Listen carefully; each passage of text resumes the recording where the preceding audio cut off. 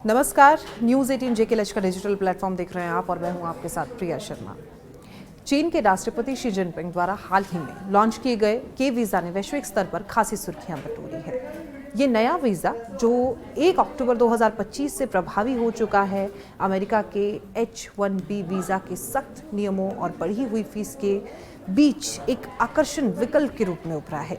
लेकिन जहां भारतीय युवा और प्रोफेशनल्स इसे एक सुनहरे अवसर के रूप में देख रहे हैं, वहीं चीन के अंदर खासकर युवाओं में इससे भारी आक्रोश और डर का माहौल फैला है। चीन ने अगस्त 2025 में के वीज़ा की घोषणा की थी, जो मुख्य रूप से STEM यानी कि साइंस, टेक्नोलॉजी, इंजीनियरिंग और मैथमेटिक्स क्षेत्रों के युवा प्रोफेशनल्स को लक्षित करता है। इसका मुख्य उद्देश्य जो है वो वैश्विक टैलेंट को अमेरिका की बजाय चीन की ओर आकर्षित करना है। अमेरिकी राष्ट्रपति डोनाल्ड ट्रंप द्वारा H-1B वीज़ा की फीस को $1 लाख लगभग 88 लाख रुपए तक बढ़ाने के फैसले ने दुनिया भर के टेक वर्कर्स को परेशान कर दिया। H-1B वीज़ा के लिए अब किसी अमेरिकी कंपनी का स्पॉन्सरशिप लेटर अनिवार्य है, जो प्रक्रिया जो जटिल और महंगा बना देती है। लेकिन इसके अलावा भी कई बातें अहम हैं, जैसे कि शी जिनपिंग की सरकार ने कि वीज़ा को मौजूदा 12 वीज़ा कैटेगरी से कहीं अधिक लचीला बनाया और इसके कई फ़ायदे भी हैं, उनके बारे में भी ज़रा बात कर लेते हैं। बिना जॉब ऑफर के आवेदन आप कर पाएंगे। विदेशी प्रोफेशनल को किसी चीनी कंपनी या संस्था का इन्विटेशन लेटर की अब ज़रूरत नहीं पड़ेगी, वो खुद आवेदन कर सकते हैं, जो H-1B वीज़ा से बड़ा अंतर निकल कर सामने आया है। मल्टीपल एंट्री और लंबी वैलिडिटी की भी इसमें बात करते हैं। वीज़ा धारक को कई बार प्रवेश की अनुमति मिलेगी, साथ ही लंबे समय तक रहने की सुविधा भी दी जाएगी। इसी के साथ आवेदन इजी होगा और योग्यता, शिक्षा, अनुभव और आयु पर आधारित होगी। ये वीज़ा रिसर्च, स्टार्टअप, बिजनेस और शिक्षा से जुड़े कार्यों के लिए खुला है। इसकी लागतें जो हैं वो भी काफ़ी प्रभावी है। अमेरिकी वीज़ा की ऊंची फीस के मुकाबले ये सस्ता और तेज़ माना जा रहा है। चीन का ये कदम उसकी मेजर कंट्री स्ट्रेटजी का हिस्सा है, जहां वो साइंस और टेक्नोलॉजी में अमेरिका से आगे निकलने की कोशिश कर रहा है। बेजिंग को लगता है कि विदेशी टैलेंट से उसके रिसर्च संस्थान मजबूत होंगे, लेकिन सरकारी मीडिया को इसकी सफाई देनी पड़ रही है, क्योंकि लोकल्स में भ्रम और डर का माहौल है। नया अवसर या जोखिम, ये जो H-1B वीज़ा है, अब बात करते हैं इसके बारे में। भारतीय प्रोफेशनल्स, खासकर IT और STEM की जो हमने बात की थी, क्षेत्र के युवा के वीज़ा को H-1B का मजबूत विकल्प मान रहे हैं।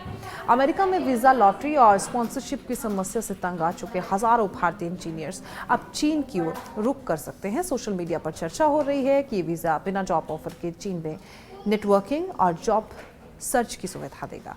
कुछ विशेषज्ञों का वही मानना है कि भारत चीन के बीच हाल ही के वर्षों में सीधी उड़ानों की बहाली और वीज़ा प्रक्रिया सरल होने से ये आसान हो जाएगा। हालांकि उत्साह के बीच सावधानी बरतने की सलाह दी जा रही है, क्योंकि चीन की राजनीतिक व्यवस्था कठोर है, भाषाएं, बाधाएं हैं और इंटेलेक्चुअल प्रॉपर्टी राइट्स पर सवाल है। भारतीयों को भाषा सीखनी पड़ सकती है, राजनीतिक स्थिरता के कारण विदेशी तालमेल बिठाने में दिक्कत हो सकती है, लेकिन फिर भी अमेरिकी बाजार बंद होने से कई भारतीय कंपनियों और स्टार्टअप्स चीन को वैकल्पिक हब के रूप में देख रही हैं। एक्स पर पोस्ट में भारतीय यूजर्स इसे ट्रंप के झटके का जवाब बता रहे हैं। वहीं बेरोजगारी का भूत के वीज़ा के लॉन्च के साथ ही चीन के सोशल मीडिया, खासकर विबो पर भारी बैकलिस्ट शुरू हो गया। चीनी युवा जो पहले से ही 20% के करीब बेरोजगारी से जूझ रहे हैं, इसे विदेशियों को प्राथमिकता मान रहे हैं। एक यूजर ने इस पर लिखा है कि हमारे पास लाखों ग्रेजुएट्स बेरोजगार हैं, फिर विदेशियों को क्यों बुला रहे हो। हजारों ने नेशनल पीपल कांग्रेस की वेबसाइट पर शिकायत दर्ज भी की, जिसे साइट तक क्रैश हो गई। मतलब बड़ी परेशानियां इसमें देखी गई है कि बीच में सामने आई है। इसके बाद गुस्सा खाकर भारतीयों पर केंद्रित हो गए हैं। गलवान घाटी विवाद के बाद से चीनी सोशल मीडिया पर एंटी इंडिया सेंटीमेंट लगातार हाई है। मीम्स और पोस्ट में शत्रु भारत को मत आने दो जैसे नारे लगा रहे हैं। यूजर्स डर जता रहे हैं कि भारतीयों के सिस्टम यूटिलाइजेशन स्किल्स से लोकल जॉब्स छिन जाएंगे।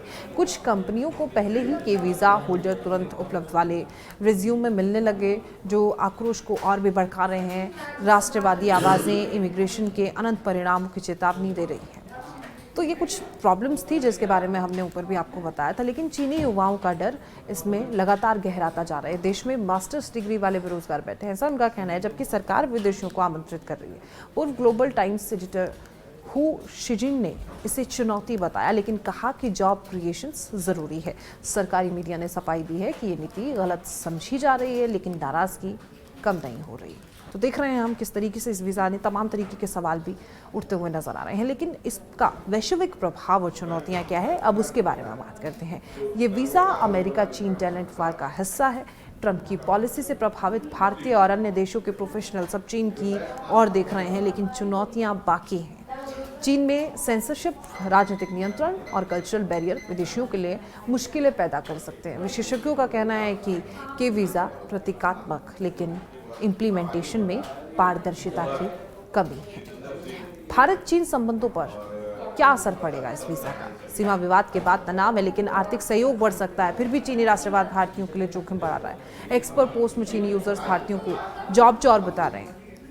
शी जिनपिंग का के वीज़ा चीन को ग्लोबल टैलेंट हब बनाने की कोशिश है, लेकिन घरेलू असंतोष ने इसे विवादास्पद बना दिया। भारतीयों के लिए ये नया द्वार है, लेकिन चीनी युवाओं का डर और गुस्सा इसे जटिल कर रहा है।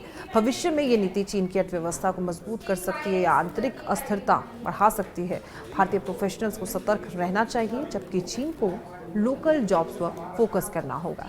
ये घटना वैश्विक टैलेंट माइग्रेशन की नई होड़ को पूर्ण रूप से दर्शाती है।